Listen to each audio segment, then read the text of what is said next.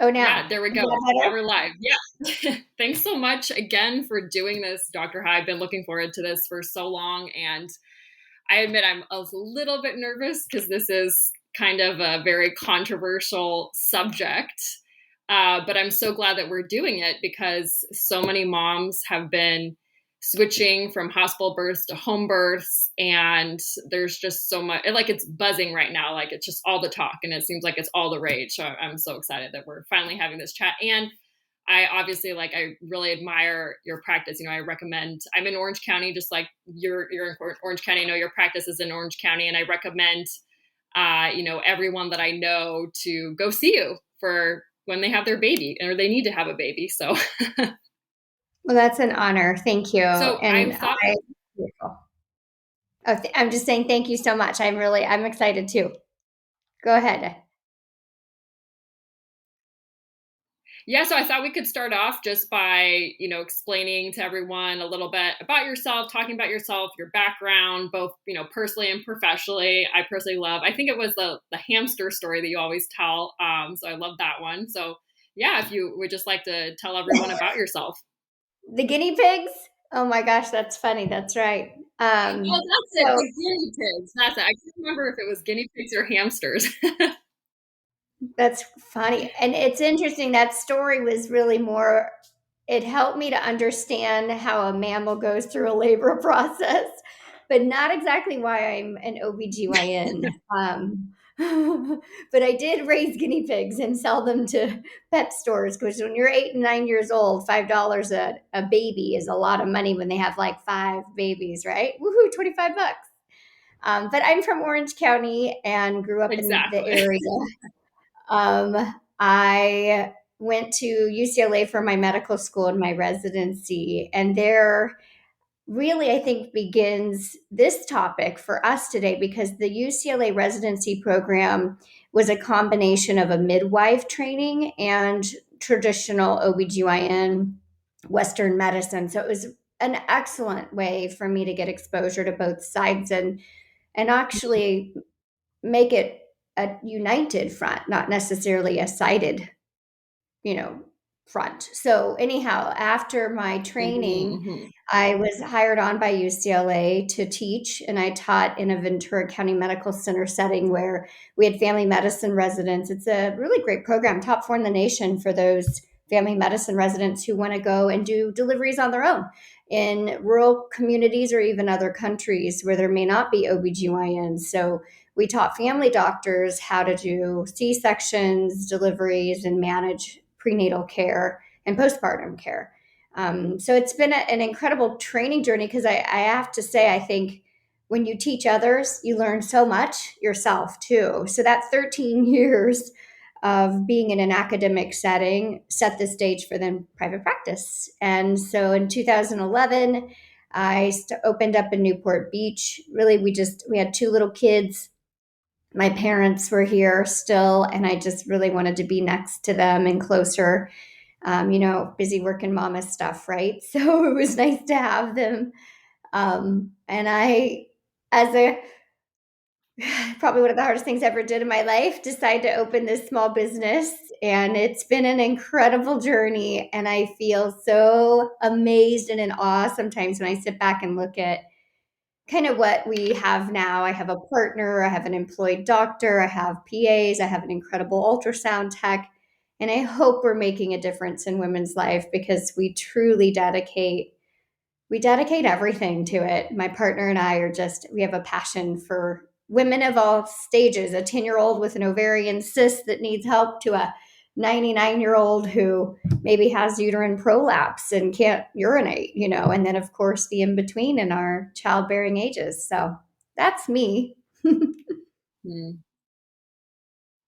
I love that. And your story it kind of reminds me, it's similar to mine that, since I'm a lawyer, but, being a lawyer is pretty demanding too, but not as much as being a doctor. I have a lot of friends in the medical field and a lot of doctor friends. And I always say that's way hard in my opinion than being a lawyer. But I also decided to be located in Orange County when my kids are almost 1 and then almost 4. So it's so nice to be near parents when they're in the smaller stages, and especially when you have demanding career and job. And even if you don't, honestly, it's just nice to have parents close by for that support and Oh, everything.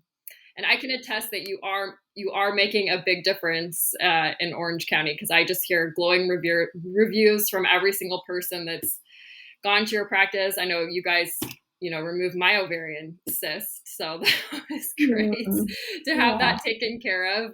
But you definitely are making a big difference. So I'd love to jump into, the whole debate between home births and hospital births, but I really love how you phrased it, or how you just said that you view Western medicine, traditional medicine, and then, alternative medicine as being more of a united front. At least that's what your training was, instead of a sided front. I just think that's a really great way to frame this entire discussion, because this isn't really like an either or thing. It's more of, at least, from my perspective, it's more of evaluating the risks and just make sure that all moms are aware of the risks, whether it is hospital and home birth. I myself have, a lot of friends that have done both hospital and home birth, including my sister. She had 2 home births before deciding that she wasn't comfortable with that anymore and decided to switch to a hospital birth, which is pretty much the opposite of most stories you hear out there. It's usually people starting off at the hospital and going to the home birth. So I always like to bring up that example of my sister, because she had kind of like the opposite experience for that. So I'd love to get your take on it. Why do you think that there has been such a big rise in home births, especially the last few years? I feel like every single person on Instagram is like posting these incredible home birth photos. Yeah, it's a great question, and one that I think is important to ask, because what I think it means truly is that as women, we're searching for a way to connect really with our bodies and the experience. The way I understand it is, even having gone through it myself with my first pregnancy, I remember just thinking I was in awe of being part of something that women had been part of or have done for thousands of years. And wow, it was my turn, right? It was my moment to be able to live something that's so much a miracle. And I think that then translates further, right? So the pregnancy itself, every day, especially as you start to feel your baby move and you really get that idea in your mind that there's a human living off your body, which is just a mind-blowing concept. Then you're journeying Right. through that, and then you start to think about this reality that this person's going to come out, and you wonder, gosh, do I want to experience it in a way that I feel puts me back in a setting that maybe women have done for thousands of years? And that does sound appealing to so Mm-hmm. many of us. Of course, some people have a lot of anxiety with that thought, Mm-hmm. and I do have patients that come to me at, Right. 8 weeks pregnant, telling me I'll do their C-section, which is always, that's a whole nother topic that I try my best to, calm them and comfort them and encourage them to trust in their body. But I think most of us, we really, although there's fear and anxiety because it's the unknown, we really get into that mindset. I think that we're living a miracle and we want to experience it for all it's worth. Right. And so the idea of doing this at home, I think, has Mm-hmm. become more appealing because it seems to me that that sort of reaches into that inner feeling that you could be in control of it. You could be allowed to really move through it in a more peaceful, maybe not so rushed or potentially invasive way, that you want to be able to trust in something that you've been born to do, and you want to be supported in that. And I think then, this fear of C-section rates being so high in hospital settings, and maybe feeling like you're going to lose control or the ability to dictate your care, has pushed women into this home delivery. One of my very best friends, who was actually in my medical school with me, had a home delivery, and I remember, we talked a lot about it, Oh, and wow. that was, part of the way she thought. So I think it comes from a really incredibly intense place where women just want to connect with this biology, and they want to do it with full confidence that the team around them is going to trust in them. They're not like alone at home. They're at home with a team, right? Right. So I don't know that it's home as it Mm-hmm. is the desire to be trusted and given ample opportunity to do what your body's been built to do or designed to do. I think that's the appeal of the home birth. At least that's what it would have been for me, with my doula and my first, and, Mhm. the idea of how would I go about doing this. Right. That makes a lot of sense. I guess I never really thought of it from that perspective as connecting with how it women have given birth for centuries and, as you said, thousands of years. In my mind, I always thought I didn't want to connect with that because I knew there was a lot of mortality and really terrible things. But at the same time, obviously there's, the majority of the time it was like a very happy and intimate setting. And I just recently watched, I know I've mentioned it on the show before, but it's called Sex Explained on Netflix, and I'm not sure if you've seen it, but they basically were talking about, 100 years ago when women were in the hospital, they had absolutely no rights at all when they were giving birth, that they were just, like they didn't have to give consent. Basically, it was like, we're going to put you under general anesthesia, we're going to do this, we're going to do that, and then the woman was just helpless in the hospital. So it seems like, as we've evolved, it seems like the pendulum has almost swung in the completely opposite direction, where it's to try to compensate, right, for that history of women not having any say so in the delivery room, and then women wanting full autonomy in the delivery room. And then at the same time, I'm thinking in my head, maybe there's a little bit of a happy equilibrium there. So I'm just going to throw out a question like, do you personally think that, home births are a good idea, and why or why not? Yeah, I mean, it's a great question. I think they're a good idea, but I don't think the reality is safe enough because the access Mm-hmm. to the number one life saving treatment that we have is just not there, and that's blood transfusions. The reason Mm, women are not dying now like they did, let's say, in the 17 or 1800s, truly, there's one main reason, and it's blood transfusions. I like to think that mm, some of my interventions are the most important things. They're important, the things that I've been trained to do when things are complex and things are maybe turning south. But ultimately, the number one life saving thing is a blood transfusion. And so, my biggest concern with the home birth is there's just no quick access to blood. Um, that's the part that really mhm, frightens me. I don't think the home birth experience or the idea of it is necessarily something that's frightening or wrong, or it makes sense to me. As I told you in the beginning, it's more, how can we potentially right. merge that desire but yet have an environment that's safe because you have quick access to the tools you need. In Unfortunately, in labor, things, when they potentially, and if they become complicated, it's very quick. These things go quickly and you can't hesitate. That's actually part of Mhm.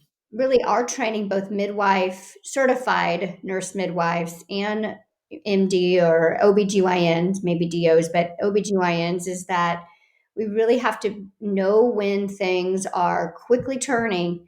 You have to, it's almost have this sort of ritualistic way of managing true life emergencies. You don't even think, it's just habit. Mm, It's ABCD, and I think in a mm, home setting it could be frightening, it could take time, there could be delays, and by the time someone gets to the hospital it could be dangerous for her life, for her baby's life. That's my only concern about a home birth. Yeah. mhm. Yeah, that's so interesting about the blood transfusions. I was wondering, I always, I guess in my mind I thought it was C-section, but it's interesting that you think it's the blood transfusions. So have you Yeah, ever truly. seen, well, I'm sure you've seen instances of that, like just where blood transfusions were so immediate that if someone who had a very healthy pregnancy, very normal pregnancy, that's basically the thing that saved them. Yes, I've almost done this for 20 years. I started 2006. I've seen it more times than I can tell you. Yeah.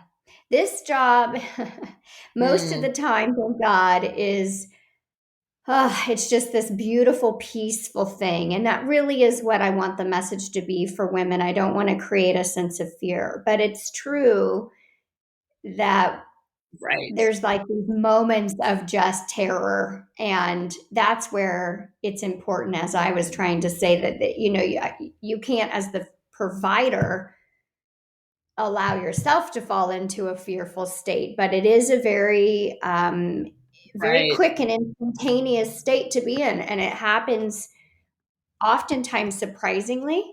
And so, truthfully, yes, I have seen many, many women go from everything's looking great to a sudden emergency. And I've really, in those cases, I've truly, appreciated the tools that I have at a hospital setting to be able to act quickly, help baby, help mother. And I almost hesitate to say it, but I'm grateful that I've had so many near life and death experiences in my job, but I've never lost a patient, and I pray that that is always going to be the case till I retire, that I can say that. I can't imagine how heartbreaking Right. it would be. I don't even, so, but I don't mean to get to that sort of extreme. I just Yeah. mean that's sort of Right. the home birth versus hospital thing. I mean, ultimately, one quick thing, I did a mini fellowship after I graduated from residency in 2011. I went to Rochester, and this was for pelvic pain because I do a lot of chronic pelvic pain work in women. Um, and there's a huge, across the street from the Rochester Hospital, a huge cemetery there. It's literally like 2 miles by 2 miles by 2 miles by two, like, just huge. And the graves are from the 1600s forward. And I guess I'm a little morbid, but I was Hmm. fascinated, and I walked around that one rainy afternoon with an umbrella, and I was looking at all these tombstones, and I was amazed because so many of them, they didn't even have a name. It just said mother and baby. So many. And the next day I went back Hmm. to the person that led the fellowship, and I told him about it. And he said, yes, he said 1 in 3 women died in childbirth in the 1700s in the US. And we've come Wow. so That gives far. me chills. Oh my goodness. I know, I'm Yes. sorry. I don't mean to take Wow. this in a sad That's incredible. direction. We'll be more positive, but I just will never forget that. We've come a long way.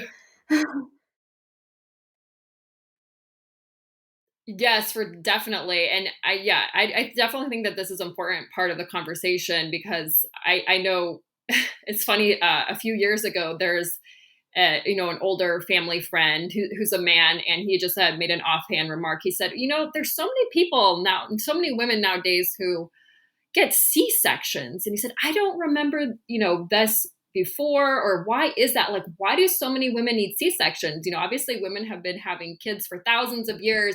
And I just looked at him straight in the eyes, and I just, because he was like, what did women do before then? And I just looked at him, I said, they died, not to be like too morbid. And then he just, you could tell he was taken aback, and he hadn't thought of that. But, at the same time, it's, the whole balancing that you were talking about is like, women have been doing this for thousands of years, we get that. But at the same time, they also have been dying for thousands of years.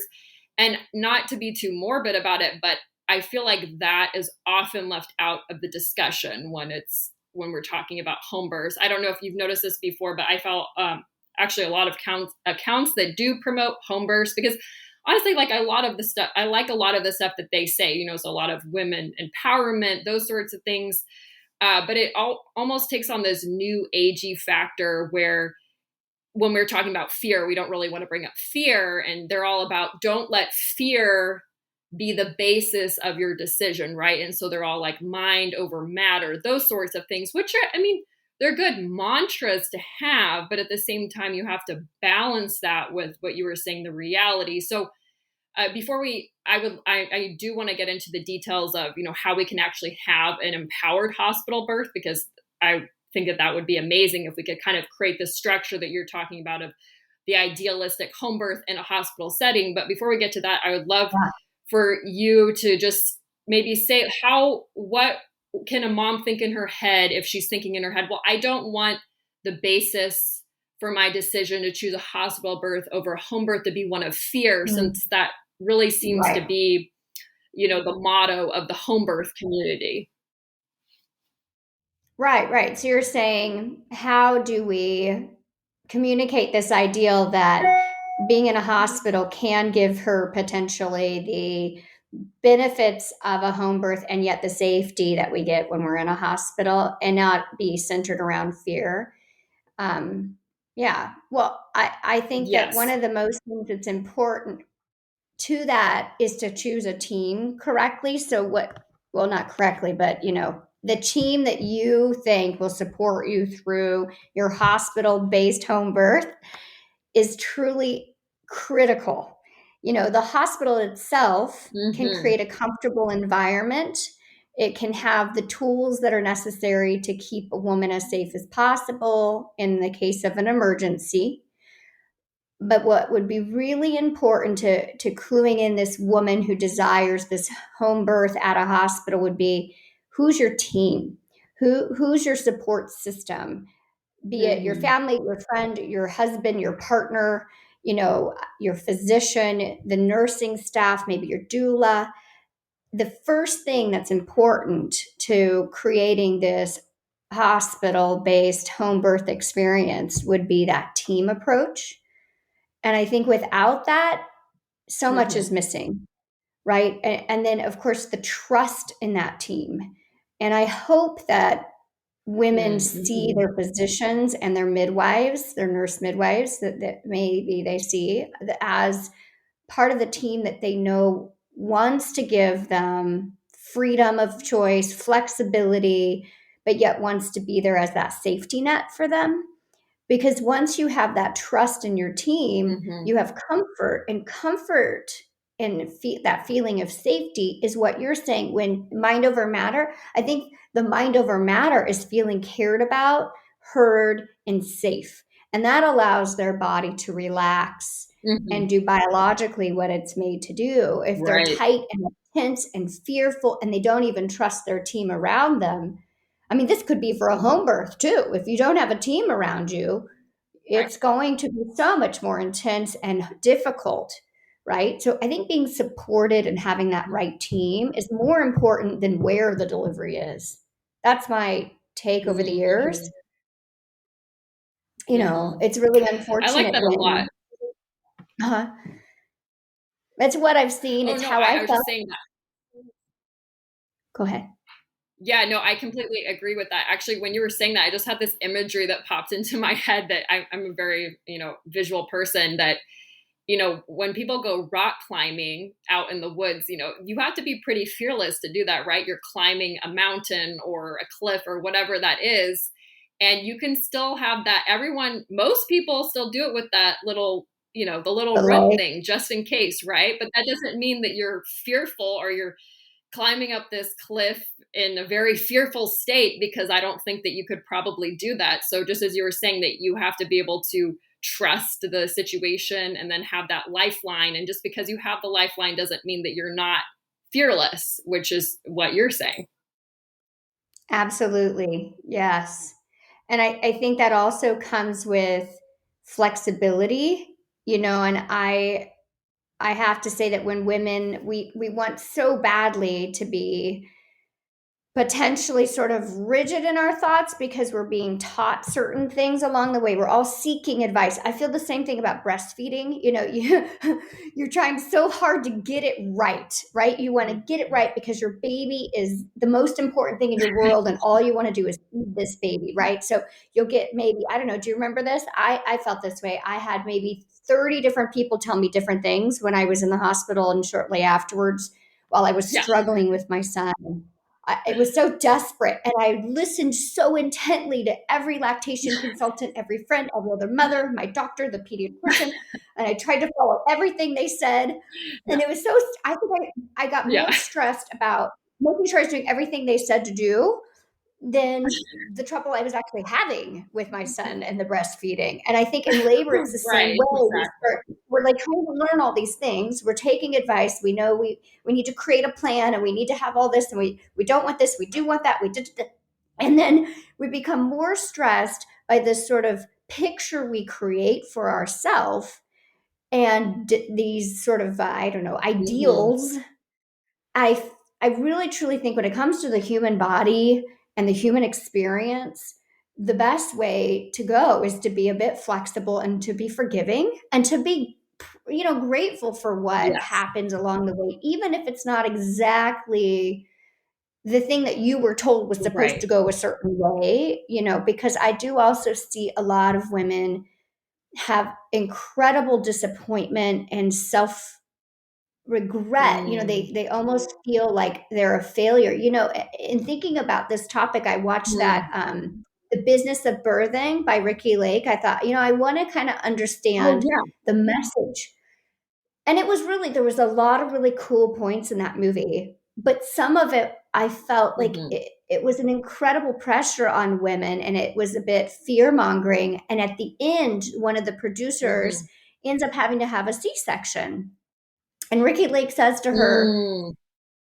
at like 2 months or whatever it was postpartum, she's at her house and she asks her friend, this producer, the camera woman, like, were you disappointed that you didn't get that home birth that you were, kind of intending, and that we, through all our filming and Hmm. everything?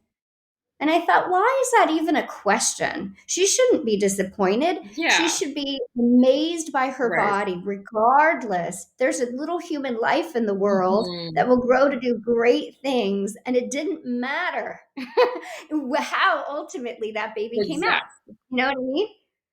Anyway, so Right. I don't know. I think I've shifted gears. I think you need to redirect me. I apologize. No, I love this. As you're saying, like I have so many like side points that I want to bring up. I mean, ultimately, it is a shame that, women feel this sense of shame. And I know I've talked about it in the past, but Brene Brown has a book, actually obviously several books. I forgot the one that I read in particular, but she was talking about how there's so much more shame, especially surrounding women and then mothers. It's just all this society pressure and shame. And it's really Yeah. it's really just external, something that we really can't control in terms of all this pressure that we're receiving to perform a certain way. I luckily I do fall into that trap occasionally, but my pregnancy and postpartum experience has been so different from every single other person I know, which I know all our longtime listeners know, because I had SPD, symphysis pubis dysfunction postpartum, and then I had to go to Mm.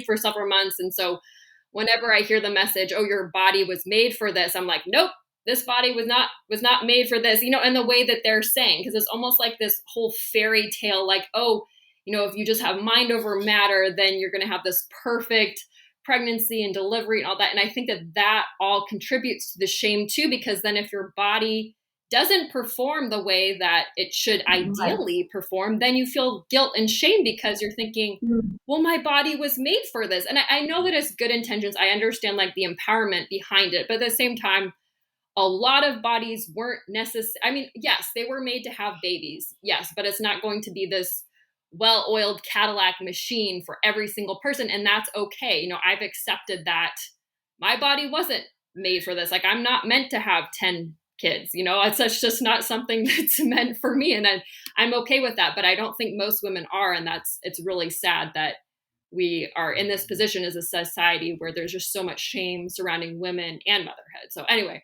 I could go on that topic Agreed. and tangent for a long time, but I love to get more into the nitty gritty details of some reasons, because I did look up the main reasons why women do choose to have a home birth versus a hospital birth. And again, like I do know some of our listeners have had home births, and I do have friends who have home births. So I don't want this to be like, oh, I don't approve personally of it. It's just more of, I think it's really important to be made aware of the risks and benefits. And then also maybe after hearing this, you realize that you can have the experience that you want in a hospital setting, but you didn't realize that was an option. So the first reason that I had, looked up why women want to have a home birth is that they want to give birth without medical intervention, such as pain medication, labor augmentation, labor induction, or fetal heart rate monitoring. So is that something that a hospital can provide too? They can, but there is a degree. And I mean, of course, pain medicine, that's up to the woman, right? So that's something that is easy to allow for. I think when you're in a hospital, the one thing that's going to come up will be that fetal monitoring. However, the good news is it doesn't have to be intrusive per se.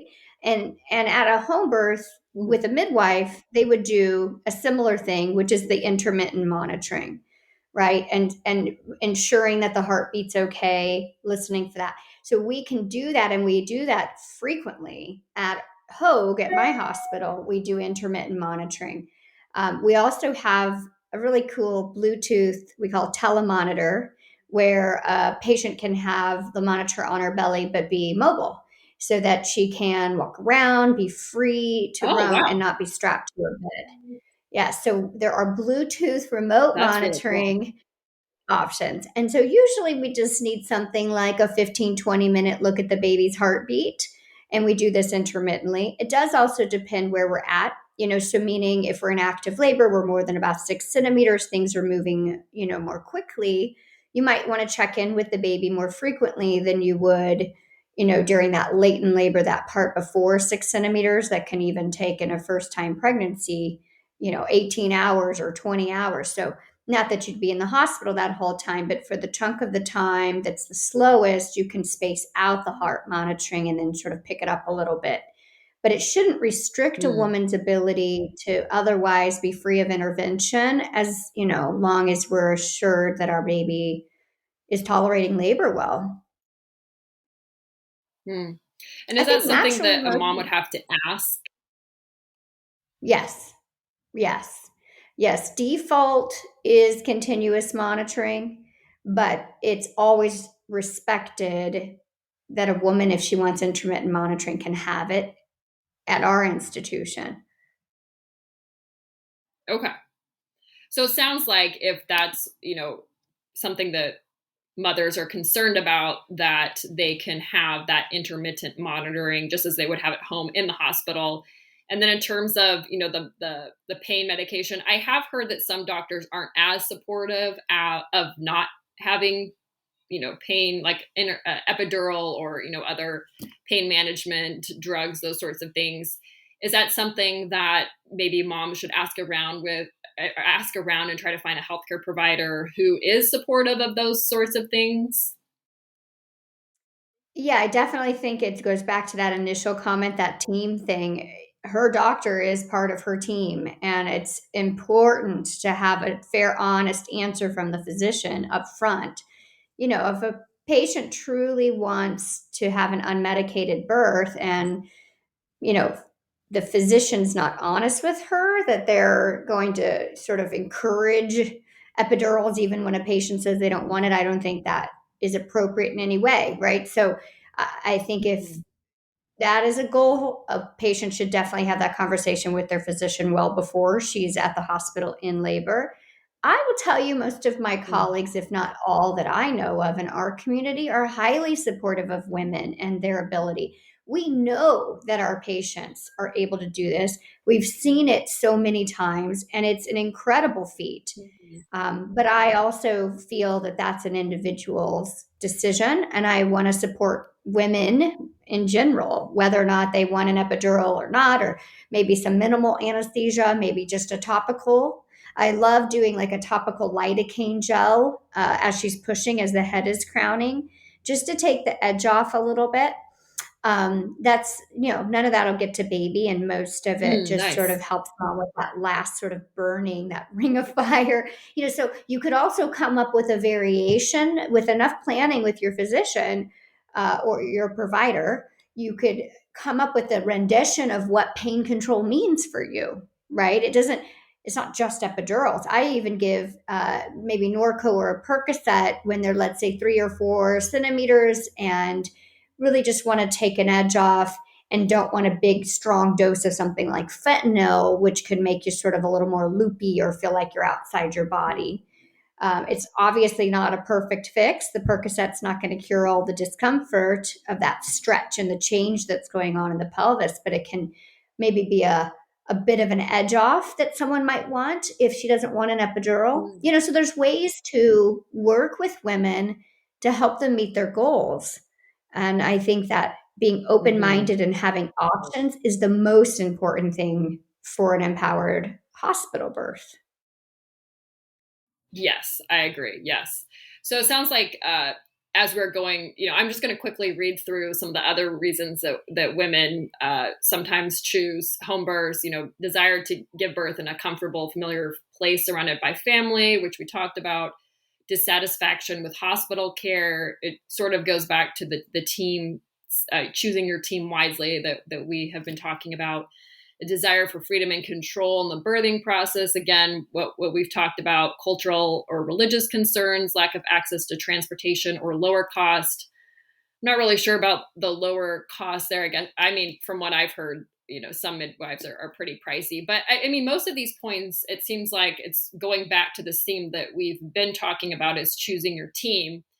And I know that, you're obviously very supportive of women and different things that they would like to do during their birthing experience. But for moms out there, so who maybe it's their first time getting pregnant, maybe they didn't really like their healthcare provider the first time, how would you recommend women going about finding this person? Is it more just like word of mouth and those sorts of things? Because it really does seem like it boils down to who your provider is, right?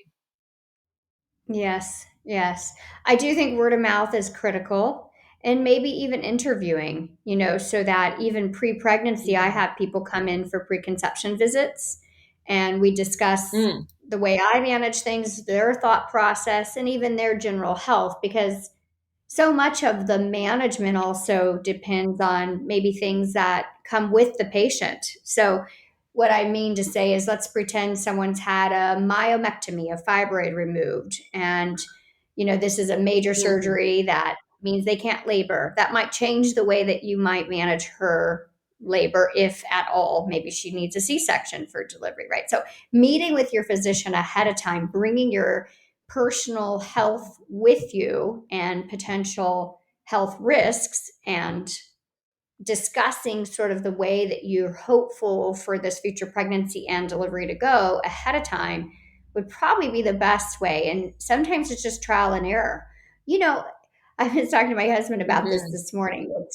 You didn't marry the first person you dated, or maybe you did for some really amazing people that get to do that. But most of us, it takes a trial Right, and error, and right. it's okay. Yes, It's not even necessarily personal yes, per se, that if maybe it's just not a good match, then maybe there's a different person for right. you, for your team during delivery. But the most important thing, I think, Mm-hmm.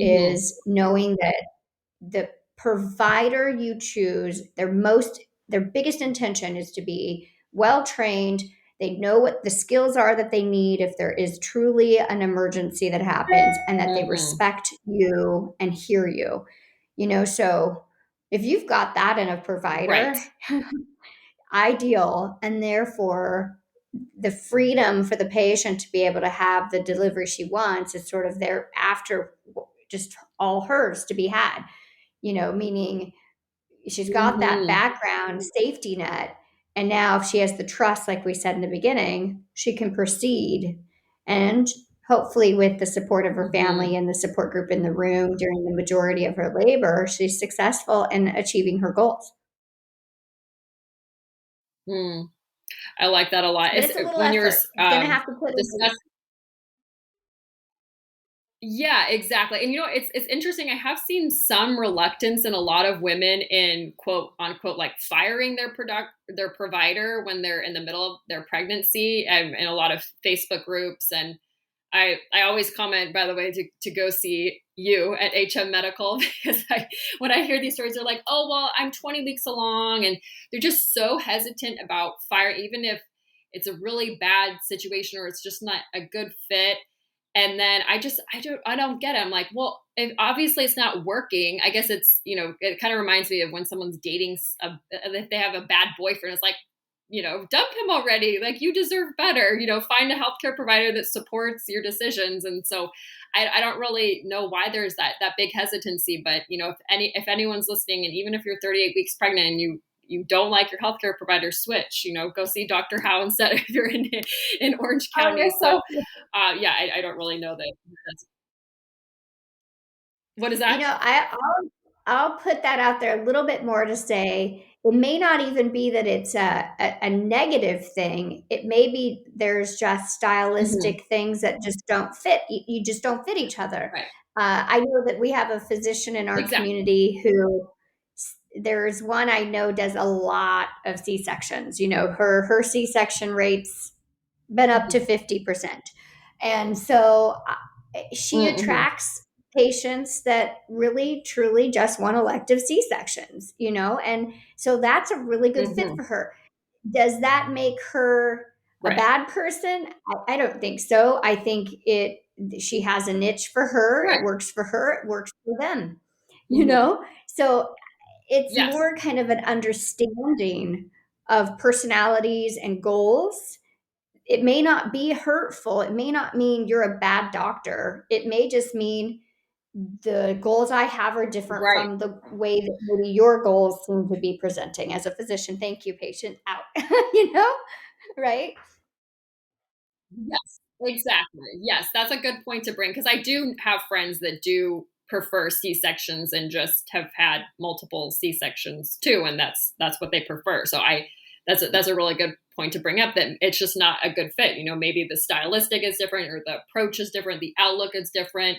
You know, the patient has different goals than what the doctor's niche is. So and yeah, I mean, if I was having repeat C-sections, I would go to that doctor too. Like, why not have someone who's really good at doing C-sections do your C-section, right? I mean, that seems like it's a really good, would be a really good fit. So I'm glad you brought up the C-section. So, because I did want to talk about that. I know that that's one major reason why a lot of women have home births. I know I personally was really reluctant. I was very nervous the first time I was giving birth too, because I was nervous about having a C-section, like a C-section that's not necessarily medically necessary. You know, I just wanted to be given the option to deliver vaginally. I got an epidural, so I don't know if it's natural or what. It's weird terminology too. I'm like, what does natural mean? You know? I agree. So why do you think that there is the higher C-section rate? I have a friend actually who, you know, when we're going back to the whole healthcare provider thing, the first time she was choosing a doctor, she's like, oh, well, all doctors are the same. So she just picked an OBGYN and she went with it.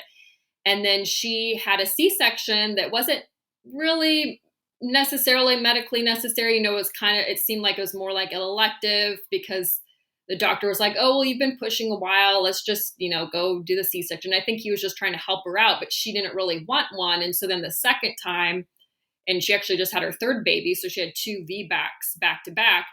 Uh, and she made sure she chose a provider who would give her that option to labor a little bit longer. But why do you think that there is such a higher rate of C-sections and, you know, maybe not necessarily medically necessary? I know that obviously there are instances where it is medically necessary, but the ones that aren't necessarily medically necessary, I guess, in like a life or death kind of situation. Yeah. To be as concise as possible because it is a little complex.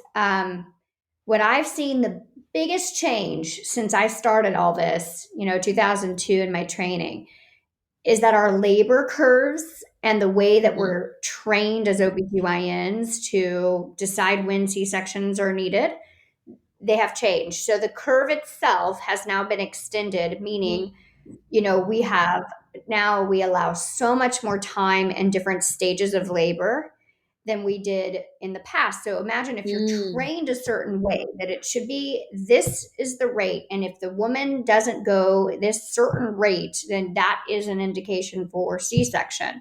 And that's the way from the very beginning you're Mhm, taught.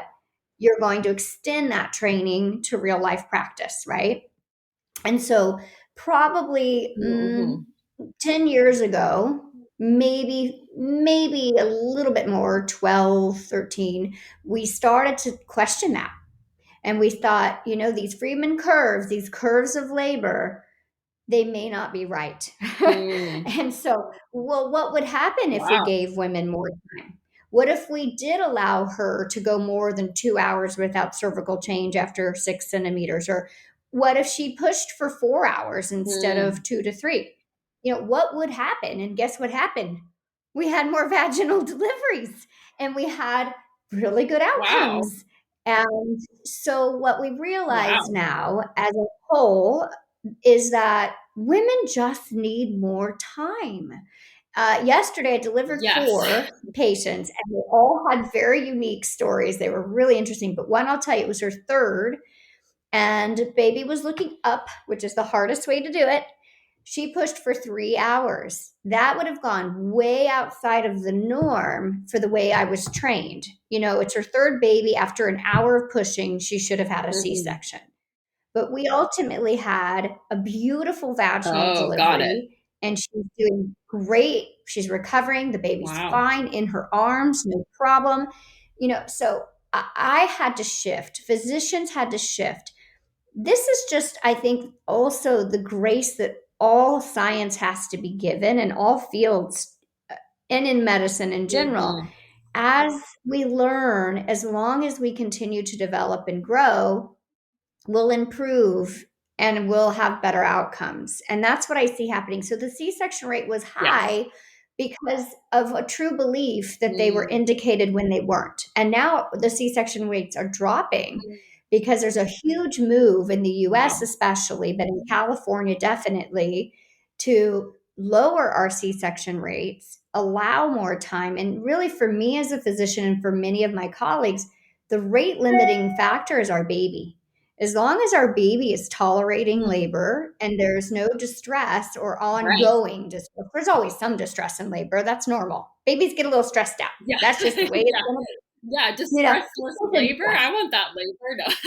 Yeah, No. right. Yeah. But you know what I mean? As long as there's no real dramatic suffering for Yes. baby going on, you have all the time in the world, Right. you know.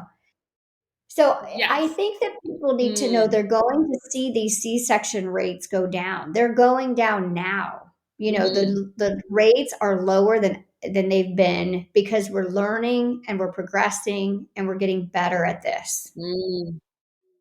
Mm. That's good to know. I had no idea about all of that. So that is amazing. I know that you had mentioned that in California that we're doing a lot better than the rest of the country, and also in terms Yeah, of uh, mortality rates. Why yeah. is that? I mean, I personally, I'm like, we might have a third kid. I'm like, I don't want to leave the state before we're done having kids because I don't want to give birth in another state. But why is it that California is different? And then why is the rest of the United States so awful in terms of comparing it to the rest of the world and like first world countries? Why is that? I know. It's a really tough question. I've thought about that one myself. I imagine it has to do with resources and the rote training, this sort of, remember I was saying, getting something to be so habitual, going through drills and all that we get Hmm. as we go through. Here in California, there's a lot of emphasis on maternal health and safe outcomes. So most of the hospitals have strict regulations that entail things like drills with the entire team. So our nursing Hmm. teams, the anesthesiologists, the OBGYNs, we're constantly practicing. We're constantly trying to ensure that everyone Mm. knows what to do in every scenario. So it's no surprise if something comes up because you've gone through it before. And I wonder if there's less of that potentially Mm. in especially rural areas where the resources are less. Um, it may be that Mm. way. And I think that partially having access to that sort of ongoing training maybe creates a risk for patients in other places. That must be the majority of why there's a Mm. difference. It has to be. Mm.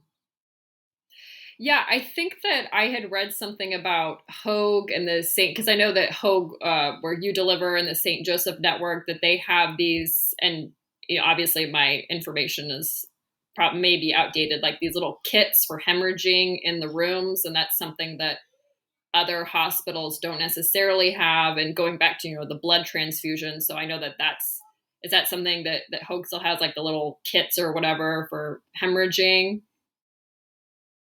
We do. We do. We have, well, it's a few things. I mean, we have an anesthesiologist who's always there 24/7.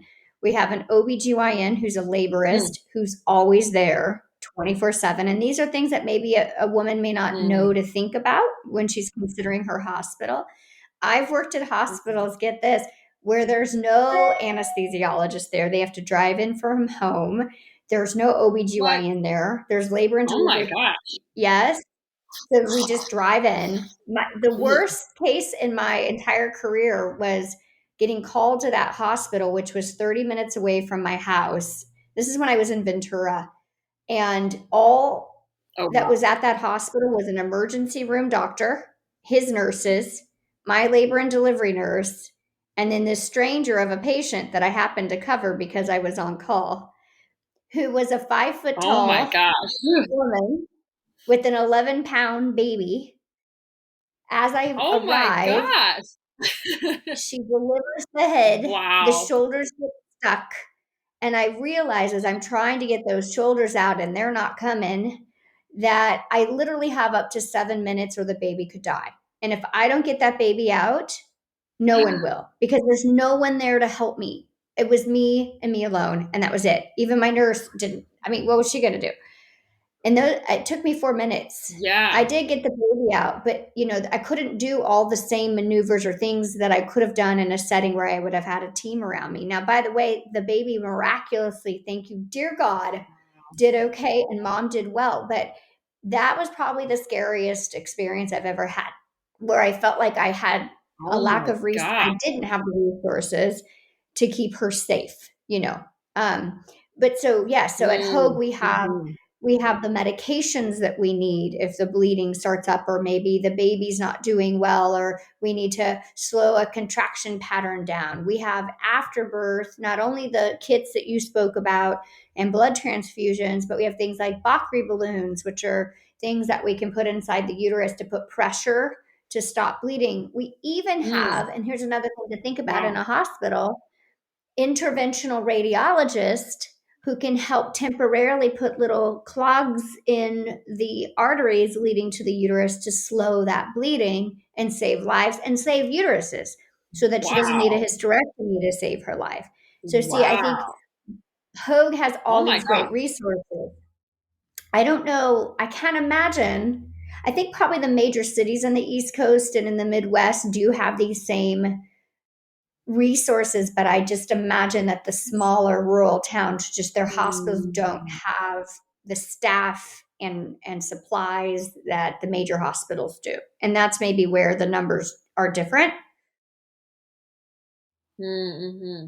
Wow. That gave me chills. I had no idea that that even existed. That's amazing. That's incredible.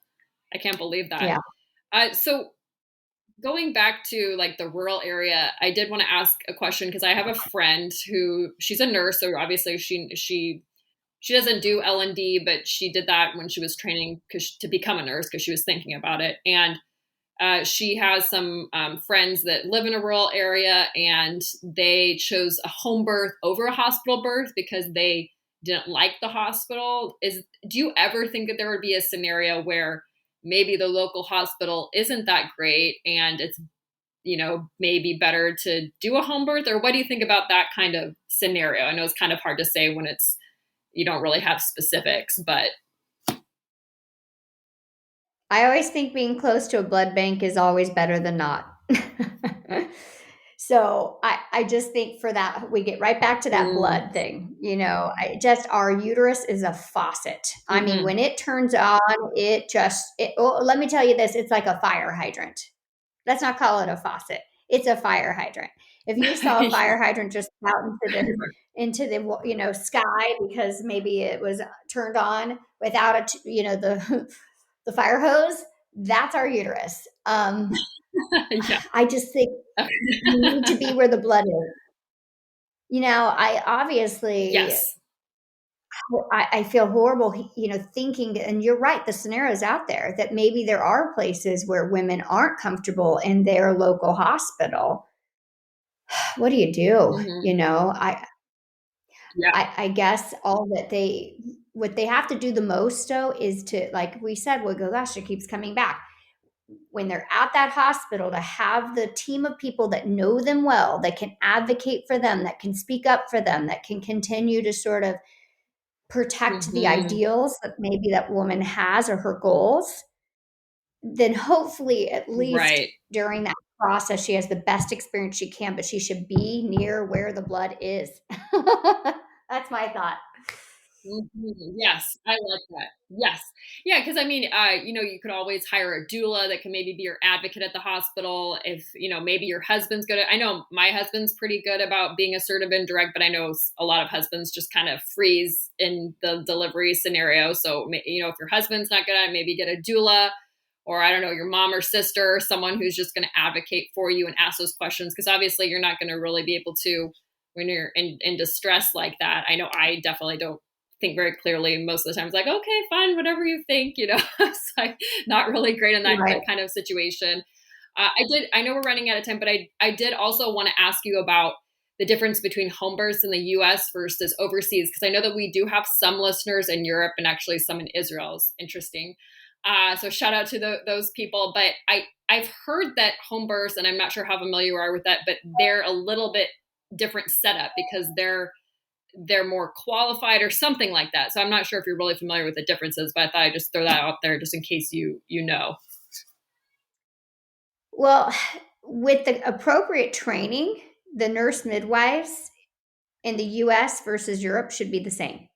They should have all the same skills, the same abilities Okay. to do repairs, to make a call when it's time to go to a hospital versus be able to stay at home. So I think with the right provider who Mm-hmm. has the right certifications, it should be equal. They are trained the same way, and they do have the same tools that they can bring with them. They have their bags of Pitocin, their fluid, their Cytotec, their medications that are needed, their sutures, the ways that they can keep women safe in that home birth setting. I think the biggest thing is for patients to sort of understand who they're hiring if they decide they are going to have a home birth. It's the same thing as when you're going to have a hospital birth, right? Know your provider. Right. I don't think they should have a false Right. assuredness that just because there's someone that says I'm willing to do a home birth, that means suddenly they know that provider is actually the right one for them, right? On that side of the coin, think about Right. that. That same story exists. Right. That patient should vet out that provider, make sure that the provider has the right skills, training, certifications. And then I think we could be equivalent to what we've seen in the European experience, truly. Mm-hmm. Mm. I like that a lot. Yes. So gosh, I loved everything that we've covered, and I just think it's so comprehensive from all the different considerations given. So it sounds like the most important things, just if I could summarize in my own mind, are obviously choosing the provider for you that's the right fit, right, and has the same goals in mind. Having that conversation up front, interviewing the provider. So obviously, choosing your provider is very important. And then second, also choosing your hospital. Is there anything else that you would like to add that you think would make a hospital birth just as an empowering experience as a home birth? Hmm. I think knowing that the hospital has comfort measures for a natural, especially unmedicated delivery, which is what I imagine a person who wanted a home birth would want. So knowing the hospital well enough ahead of time, besides the safety protocols that we already discussed, do they have birthing balls? Do they have a shower? Do they have, in early Mm-hmm. parts of labor, especially that whole idea of bathing and being in a warm tub is so nice. I mean, it really does help take that pain Mm-hmm. away from that lower sacral spreading and that pressure. So what types of modalities for comfort measures does a hospital have? Do they have squatting bars? Are their beds able to break down so that you can, easily position yourself in ways, that you can respond to your body's needs? Because shifting in labor is critical to kind of getting through some of the painful times where your body's telling you need to move in certain ways, and having the right support system is important during that because you can, fall and hurt yourself or whatever. So I think understanding the hospital will also be important. So her provider, the hospital, her team, and then of course having her own self prep. So classes ahead of time, especially in Mhm. the third trimester, knowing that she's starting to understand her own coping mechanisms. One of the things I learned from a midwife when I was pregnant with my husband and I did a really fun 6-week course. Every week we'd go with other couples to a midwife's house, and she did an awesome job Oh, just nice. sort of walking us through expectations, and it was really bonding. But she did this cool thing where she gave us some ice, and we held it in our hand, and the husbands did too. And she would teach us different pain control Oh, nice. techniques because it does hurt. And so, you would kind of Yeah. understand better. Am I someone that maybe thinking about the ice and the way it feels really helps me to mentally manage the pain? Or is it that I'm someone who needs to dissociate? Do I need to Mm. go to Tahiti in my mind with my Mai Tai? Or is music Yeah. a better thing for me? So prepping ahead of time and understanding the best to your ability, how you can self soothe will truly help too. So there's also that Mhm. self knowledge or understanding that a woman needs before she does this at home or a hospital, right? That'll make her more Yes. successful. Right. Yes. I like that a lot. Yes. Yes. Know your body. And if you're like me, you get the epidural. So no, I'm just always amazed at women who can do it without one because I have like zero pain tolerance. So I think that that's amazing. So I really enjoyed our conversation so much. I'm so glad that we could have this. I know that you've given, gosh, so much useful information. I know every woman listening, is going to walk away and feel empowered too. And just as a little Oh, reminder, I just wanted to say, like, obviously, supportive. I know at Motherhood, we're a judgment free zone. So we're not judging moms for their mistakes, or we don't want them to feel shameful if they decide to choose a home birth versus a hospital birth. Again, like my sister had home births. I have friends who have home births. I do know this is like a very touchy subject, but I thought it would be very important to just have a very honest and open discussion about, the risks and the benefits, kind of do like a risk and benefit analysis, and then provide the most information so women can maybe choose to have the exact same experience that they're looking for in a home birth, but in a hospital setting, because I don't think most women know that they can achieve that home birth environment in a hospital. So I'm so glad that we had this conversation. And I'd love to end with a personal question that we ask all of our guests, which is in line with our mission statement that there's no way to be a perfect mom, but many ways to be a good one. And is there a specific time in your life where you realize it's okay that you don't have to be perfect and it's so okay to be a good mom instead? well, it was that breastfeeding experience with my son. Yeah, definitely. That was one of the most challenging things in motherhood I've ever had. That first time. And I, like I said, had that struggle of trying to do it perfectly based on advice. And when the final breakdown happened, you realize you just do your best and you go with your gut. Every person is different. Every mother's different. Every child is different. Our needs are different. The way we connect with our children and our family is very independent of what maybe someone else might feel is their way of doing it right. And that really extends throughout motherhood. Hmm. So I think as women we have to give ourselves credit. We do what we do for our family out of love, and we really are devoted to our family, our children, and we're all trying to do our best. So we need to build each other up and realize there's lots of ways that we can do it right. And I learned that first time with that breastfeeding experience. And I continue to learn it now with teenagers, 16 and 13. Oh. Oh, oh yeah, I'm not looking forward to that stage, but I can imagine it's similar to toddlerhood, but different. So yes, I like that a lot. Absolutely. Yeah, well, thank you so much. So if any moms who are listening, if they, if they're local in Orange County, where can they find you? If they want to see you as their healthcare provider, or if people who are distant, can they follow you on social media? Yeah, thank you. Yeah. So our practice is HM, that's for Howe Masleveric Medical. And we're at hmmedicalobgyn.com. We're in Newport Beach, the 500 Superior Complex. I do have an Instagram under HM Medical also. And I also, Emily, just want to thank you. I want that opportunity because this is such a great mission that you have. I truly think as a woman, you're doing such a service for us. Thank you so much. And thanks for inviting me. Oh, It's thank also fun. you. I love this stuff. Yeah, thank you. That means so much. Yeah, I feel the same way about you. So thank you so much. It was such an honor. So thank you.